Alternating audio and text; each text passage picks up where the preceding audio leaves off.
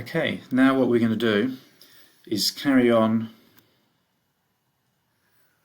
with the Lamrim Chenmo, the graduated path, the method of kindness. And we're doing that in two parts. We did part one last time, and we're doing part two this time. And that involves going over 4 perfections.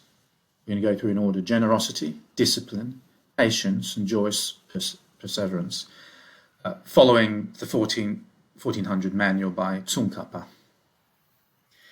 There's 2 more perfections, but that's not part of the method section. It's a different section. Will be later. Concentration and wisdom. All right, starting with generosity. Yeah. So we're going to follow the instructions of Tsongkhapa. Imagine someone you're neutral about. Yeah. Got someone? Okay. Feel warmth to them. Yeah. You got that feeling? Yeah. Okay, now with that feeling, imagine giving them something that would help them. Yeah. Imagining Yeah. that? Good. Now imagine someone who has helped you. Yeah. Okay. You got someone who helped you? Yeah. Okay. Now the same warmth as you had towards the neutral person, Yeah. generate that warmth to this person. And with that feeling, imagine giving them something that would help them. Yeah. So if they're hungry, giving them some food, or want a pencil, giving them some things. Yeah. You got that? Yeah. Good. Now imagine someone who's made you suffer at some point. Now generate the same warmth to them as to the previous people. Yeah. Yeah? Now with that feeling, imagine giving them something that would help them. Yeah. Yeah. You got that? Yeah. You're giving it to them? You're feeling warmth Yeah. to them? Good. Now imagine someone who has suffered. Yeah. Imagine a friend or someone who's suffering in some way. Yeah. Okay? Feel compassion to them. You Yeah. got compassion? Yeah. Good. Now with that feeling of compassion, imagine giving them something that would help them. Yeah. You doing that? Yeah. All right. Imagine someone who shows skillful qualities. By skillful qualities, we mean the qualities we develop in meditation, like kindness, compassion, concentration, mindfulness. Yeah. Like Gramps is kind, isn't he? Or your teacher, Mr. Vat, is kind and concentrates well in the class. So pick someone like that. You got them? Yeah. Now delight in those skillful qualities. Yeah. Now with that feeling, imagine giving them something that would help them. Yeah. Yeah? Yeah. Okay. Now imagine anybody. Yeah. Yeah. Could be neutral, a Yeah. friend, or someone made you suffer. Yeah. You got someone? Yeah. Okay. Imagine giving them something that would help them. Yeah. You got that? Yeah. Now we're going to imagine in a particular way. I want you to imagine giving it to Yeah. them with a smiling face Yeah. in order to make them happy. Yeah. That's the only purpose. Yeah. So you're not expecting praise or even a thank you. Yeah. Without expecting anything in return. Yeah. Without feeling better than them. You're just giving them something. Yeah. Now I'm going to repeat for another person. So pick someone else. Yeah. Got someone else in mind? Yeah. Yeah. Okay.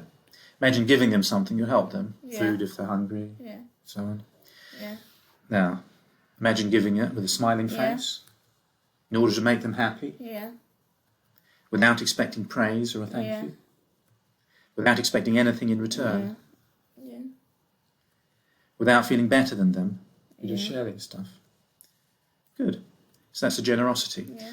Now we're going to move on to the second perfection, discipline. And what that means is it's really thinking about bad karma, or when you do negative actions, actions based on craving Yeah. or ill will, Yeah. that you can notice in yourself that when you intend to Yeah. do these negative things, Yeah. you feel worse. Yeah. So this is what we're going to explore. Yeah. Observe what you feel like when you intend to do negative things. So we're going to start with sort of big craving. So think about how you feel when you're stingy and do not share. So get that feeling. Yeah. You're going to say, all mine, you can't Yeah. have any of this. Now, do you feel more separate from and isolated from others Yeah. when you do that? Yeah. Okay. Now we're going to go through a list of, Yeah. sort of a Buddhist list of ways in which you can crave in a bad Yeah. way. So think about how you would feel when you take what is not yours. First one is life. I mean, probably not going to murder anyone, but you could think about a pig you're going to eat. So you're going to take the butcher. It's going to take his life for you to have some bacon. Yeah. So how do you feel towards that pig? Could you feel warm and loving like it was your pet? Would you feel a bit more cut off from it, isolated? Yeah, feel a bit cut off. Yeah, okay. Another thing you could take was not yours objects. You take someone's pencil or their calculator or something. It's not yours, but you steal that. Yeah. Now imagine taking that from someone. How do you feel towards that person? Probably not that happy. No, you don't feel close and warm to them, do you? Yeah. You feel that in yourself. Yeah. Now, the other thing you can do is obtain pleasure from others when they don't enjoy it. What that means is you could force them to play your game. They don't want to play it, but you force them to do it. So how do you feel towards them when you're just using them like that? Yeah. Do you feel like warm and... No. No. So do you feel more separate and isolated from others when you crave? Yeah. So the point here is making others suffer makes you suffer. Yeah. And can you feel that in yourself when that happens? Yeah. All right. Now, the other way negative karma comes about is when you base your actions on anger. Yeah. So first of all, we're just going to be mindful of anger, so we know what anger is. So create some anger. You can either remember some anger that you've had, or you can imagine it. Now, feel it in your body and notice the bodily sensations. So what sort of bodily sensations do you notice comes from anger? And clenching fist. Clench fish, you feel tension in your muscles in your arms. Yes, good. Anything else? Pale. Maybe face goes pale. You might feel that's temperature change in your face. Yeah. Yeah. Red. Or you could go red, you go hotter. That's right. That's another way of feeling. And you feel your face go warmer. Yeah. Okay. Now notice what urges to action you have when you're angry. Do you feel any urges to do things like what? Yeah. Not really have. I guess you can punch someone. Exactly. You might feel punching or kicking. There's an urge to action you might have when angry. What about the thoughts you have when you create this anger and you imagine it like maybe towards Leo or someone? I just get angry. Yeah, and the thoughts? That you feel less close. You feel less close? I remember a thought you told me before was, this will make you better. This is good for you. That's what you said. Remember that thought? Yeah. That's a thought you can have. Okay. So that's just being mindful of anger, so you know what's there. You understand anger. Now, we're going to think about ill will. Ill will, anger. Ill will means meaning to harm someone. So think about how you feel when having ill will towards others. Do you feel more separate from and isolated from others? Yeah. So we're going to go through a list of different ways of expressing your ill will, sort of a Buddhist list of words, really. So one way is by lying, telling someone not the truth. And how do you feel towards a person when you lie to them? Can you imagine? Not so close. Sowing discord. And the picture here is from the Asterix comic, where the Roman agent makes other people argue between themselves. That's what sowing discord is. So we call that Roman agenting, don't we? Yeah. So imagine Roman agenting, sowing discord between two people. How do you feel towards those two people? No, not close and warm. Yeah. Harsh speech. Yeah, can you imagine harsh speech? And how does that make you feel towards the person you shout at? Not nice. So gossip, which is pointing out faults or embarrassing accidents of others. Did you hear she pooed her pants? How does that make you feel towards someone you gossip about? No. So do you feel more separate from and isolated from those you spoke in this way about? Good. So the point is, making others suffer makes you suffer. You see. All right. So that's the second perfection is understanding the effects of negative karma that it makes life worse for you in the end. So now we move on to the third, which is patience, which means putting up with the fact in life there's going to be suffering and people having ill will towards you. And we're to deal with that with equanimity. So this is what Tsongkhapa asks us to think about in accepting suffering. He says, the causes of happiness only sometimes occur, whereas the causes of suffering occur frequently. You see? So there's often going to be problems. What that means is there's always going to be problems every day. And when there are problems, if there's a solution, why be displeased? Problems are going to be solved. Let's not get upset about it. And if there's no solution, what's the use of being displeased? You see? You've got to accept things. I shall not be impatient with heat, cold, wind and rain, illness, scoldings. If I am, the harm increases. Because by being impatient, we just get upset about things. So this is a little meditation we can do. We know that problems will surely arise in the day ahead. Yeah. because the causes of problems are many. So think about some problem that may arise tomorrow. Yeah. You got some problem in mind? Yeah. Yeah, that just might happen because problems will happen. Now think about just accepting that problem with equanimity. Okay, that's a problem. Yeah. Can you do that? Yeah. You got that? Yeah. Good. Now another thing Tsongkhapa asks us to think about is how we're sort of trained to be better people by bad events. Bad events help us to deal with even worse events. So life becomes easier because we've struggled a bit and learned to deal with things. But we have to learn to deal with things in the right way, you see. So think about some problem you've suffered. Yeah. You got a problem in your mind? Yeah. Now treat it as a test to make you better. Yeah. Now it'll make you better if you can solve it with equanimity and good spirit. So imagine solving it with equanimity, calmness, and good spirit, cheerfulness. Yeah. Can you imagine that? Yeah. You really got that in your mind? Yeah. Great. Now the other thing Tsongkhapa points out is when we suffer, it can be helpful because it helps us to really understand other people. We can say, I know what you're going through. I mean, I really do understand. So we can be really compassionate towards other people, which is really helpful. So think about some problem you've suffered. Might be the same one. You got that problem in your mind? Think about how many other people have suffered the same problem. Yeah. Lots of people, probably. Yeah. Human beings are very similar. Now think about how you understand all these people better because you have the same experience. You share this experience with them. Yeah. Now we're going to develop patience in the actions of others. When we think about other people being angry and us being angry in response to it. Yeah. So first of all, think about generally if anger is useful or good. So think about people who rarely get angry. Yeah. They do not make many enemies. Yeah. Like Gramps rarely gets angry, does he? I don't know any enemies that Gramps has. Yeah. They keep their friends. Yeah. And they feel happy. Yeah. Now we can think about the faults of anger. So if you're happy that day and then you get angry, that joy disappears, doesn't it? You got that? Yeah.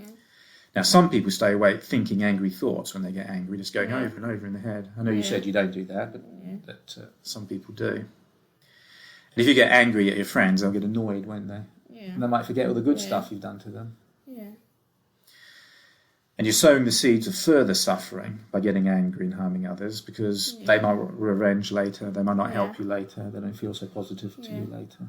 Yeah. You got that? So being angry doesn't punish your enemies, it punishes you. Yeah.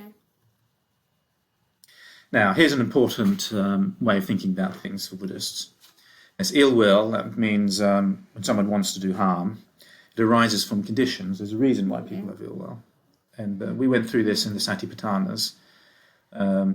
We thought about when your senses make contact with sense objects, like a muffin, gives rise to a feeling. In the case of a muffin, it could be a pleasant feeling. Yeah. But in the case of someone eating your muffin, that contact gives rise to an unpleasant feeling. Yeah. That was a second Satipatthana, was how contact gives rise to an unpleasant feeling.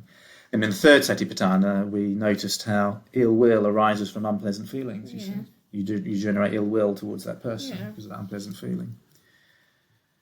So when the conditions happen, so does ill will. Bang, bang, bang, ill will. Yeah. It just happens. Yeah. So the way we can use this is to think, well, ill will arises from conditions. If those conditions are there, there's ill will. Just bang, bang, bang. Yeah. So if you see a friend or enemy doing something wrong, just say, well, this arises from conditions. They had an unpleasant feeling caused by seeing something or hearing something caused by contact. So just remain calm. Say, okay, it was just caused by the conditions. You can also feel even compassion for them because you know what we said before about ill will and anger makes you suffer more. Yeah. So those poor people, they're going to suffer more, so feel compassion. You can also think, because those conditions have happened to me in the past, I've also felt ill will. Yeah. So I'm the same as the other person as well. We're not different. Yeah. And for both of us, it's not because we're bad people. It's just due to conditions, that's all. Yeah. Not them in themselves. Yeah. So the way we can think about this is meditate on it, is imagine someone doing harm out of ill will. Just imagine someone, I don't know, stealing or punching. Now, think about the conditions that led to that. Contact, led to unpleasant feeling, led to ill will. Yeah. Can you imagine that in your example? Yeah. So we don't think of them as a bad person. We just say these conditions led to that state of ill will. Now, those conditions don't have to happen. Mindfulness can change the conditions, and this is what we explored in the third Satipatthana. Particularly when you're mindful of the link from feeling to ill will, sometimes you can stop the ill will from developing. If you catch it soon enough with your mindfulness. So, unpleasant feeling, just be mindful of it, and you can stop it in its tracks then. So, we're going to hold that in mind. We don't have to follow conditions. Here's an example of Buddha, Gautama Bhagavan, escaping those conditions. You see, he doesn't get angry and show ill will, even though someone's been bad to him. Do you want to read the story? Yeah. So today, I haven't said much, so I'll read this story to you guys. Okay. So the Brahmin Akasaka went to the Bhagavan, insulted and cursed him with rude, harsh words. The Bhagavan said to him, "What do you think, Brahmin? Do friends and colleagues, relatives and kinsmen come to you as guests?" "Yes, Master Gotama, sometimes friends and colleagues, relatives and kinsmen come to me as guests." "What do you think? Do you serve them with foods and delicacies?" "Yes, sometimes I serve them with foods and delicacies." "And they don't accept them, to whom do those foods belong?" "They don't accept them, Master Gotama, those foods are all mine." And in the same way, Brahman, your insults to one who's not insulting, your taunts to one who's not taunting, your bullying to someone who's not bullying, but I don't accept from you. It's all yours, Brahman, it's all yours. Whoever returns insult to one who is insulting, returns taunt to one who is taunting, returns bullying to one who's bullying, is said to be eating together, sharing company with that person, but neither eating together nor sharing your company, Brahman. It's all yours, Brahman, it's all yours. Well said, Tenzin. Well said. Yeah. So what Buddha is saying is he doesn't get caught up in it. Yeah. Someone taunts him, he doesn't taunt back. And it's like the insults never land on him. So, we can think about this ourselves. So Buddha applied mindfulness. So he never went from the unpleasant feeling to the ill will. And we can think about this with other people. We think about the time someone intended to harm me and then did so. And you say, I've got to be angry at them. They intended to harm me and they did so. But think about this. If they had skillful mindfulness, like the Buddha just demonstrated, they wouldn't harm you, would they? So the only reason they harmed you is they didn't have skillful mindfulness. So they had no self-control. So Tsongkhapa asks us to think about this. If they lack self-control, how can we blame them? You see? Because if someone, his example is being possessed by a demon, because that's the sort of thing they thought about. If someone is out of control because they're possessed by a demon, we can't blame them for what they do, can we? Here's another example Tsongkhapa uses to help us think. We shouldn't be angry. So imagine someone hits you with a stick. How do you feel? Not angry. You're angry at them, Now, if you're angry at that which directly causes the harm, then shouldn't you be angry at the stick as well as the person? Well, that's silly, because the person made the stick move. Yeah, the person made the stick move. But as the person caused the stick to move, so the person's own anger caused the person to move. Remember the chain of conditions? So do you think we should be angry at the person's anger? No. That seems a bit silly as well, doesn't it? So think, if it's wrong to be angry at the anger or the stick, it's wrong to be angry with the person. And what the Buddha says further about that is there's not actually a person beyond the flow of mental states. You have your mental states, one causing another, but that's all that's there. You see? They're just conditions. So what we should see is the conditions leading to the person's actions. That's the Buddhist way of thinking about it. There isn't really anything extra to that to blame. So here's some other thoughts Tsongkhapa asks us to consider. Doing harm to others is natural for the childish. It is wrong to be angry at them. We can't blame a child for being childish, you see. It's just their nature. Just as it's wrong to be angry at fire's burning nature. How can you blame fire for being fiery? It's just the way they are. You just have to accept it, you see. You might say it's not their nature. The nature of beings is good. But then it would also be wrong to be angry at them. Just as it's wrong to be angry at a bit of smoke in the sky. Because how can I blame the sky, which is normally pure, just because one off there was a little bit of smoke there? So if the person's basically good, we just forgive them for that little one little bad thing they did, you see. Another thought. Someone harms you. You dislike their successes? Yeah. Yeah. And when they suffer, do you go, woohoo? Yeah. Yeah. Okay, so Tsongkhapa now quotes some older Buddhist poetry, which goes like this. Since you want all beings to be happy, do you want everyone to be happy? Yeah. Would that be nice? Then when beings find happiness themselves, why do you get angry with them? I know we think of them as our enemy, but we should be happy other people are happy, even our enemies. So your bad thoughts of delight in your enemy's troubles, not only do not harm your enemies, so does it harm your enemy when you have these bad thoughts? Just thinking something, does it harm your enemy? Yeah. Does it? So I have an enemy over there who suffers, and I think, did that harm him? No, not really. It doesn't harm them. But does it lead to your own suffering? Yeah. That's what we discovered in the second set of meditations just now, in the discipline section. Yeah. We have bad thoughts, it makes us suffer, you see. So when my enemies are unhappy, what am I pleased about? You see? Yeah. So my enemies are unhappy, I shouldn't be pleased. My wishes alone will cause them no harm. And even if my wishes could make them suffer, how could I be pleased about making other people suffer? Yeah. Just as we discovered in the discipline section, they'll make us suffer. Yeah. All right, so that's the end of patience. So hopefully those thoughts, if we keep sort of thinking about them, help us give us more patience. So we have face suffering and ill will with equanimity. Yeah. Now the final perfection, joyous perseverance. This is about good karma, so it's about being joyous in persevering with our meditation and cultivating ourselves to be better people. And the way to do this is to realize that when we have good intentions, actually we can feel in ourselves, it makes us happier. Yeah. Okay, so we're going to check that out. We're going to see if we can notice the effect of good intentions on how we feel. All right? Yeah. So now just pick a person, any person, Yeah. and feel kindness to them. Yeah. I'll give you 10 seconds just to maintain kindness on that person. Go.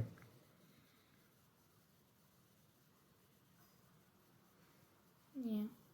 You got that? Okay. Yeah. Now concentrate on your breath for 4 breaths and just notice how you feel. Tell me when you've done that.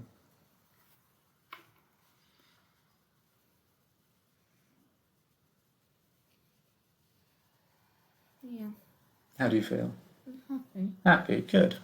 Now feel compassion for someone. So imagine someone who's suffering a bit, maybe they're hungry or anxious or something. Yeah. And you feel compassion, meaning you really want to help them. You're going to help them. Yeah. So feel you really mean to help this person. Yeah. Hold that, pick a person, pick that for 10 do that for 10 seconds. Yeah.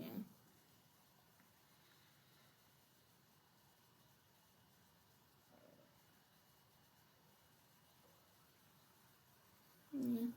Good. And how do you feel?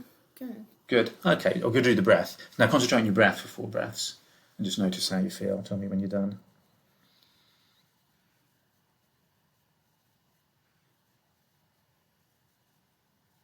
Yeah. Good. And how do you feel? Yeah. Happy. Great.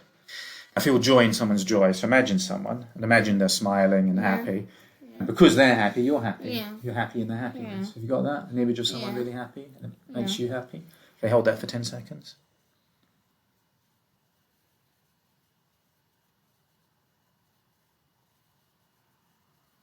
Okay, you got that? Yeah. Okay, now concentrate on your breath for 4 breaths. Tell me when you're done and notice how you feel.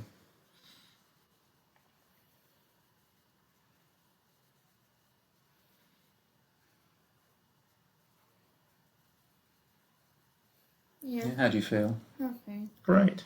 Now, equanimity, in this case, it means treating people with equal warmth and fairness. So imagine a few friends, and you can treat them all very fairly. Yeah. You're not going to really favour one and be unfair to the others. Okay, go for 10 seconds.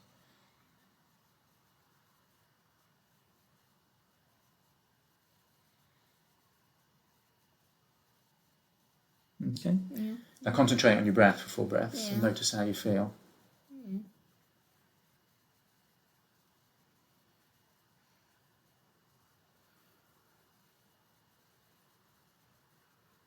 Yeah.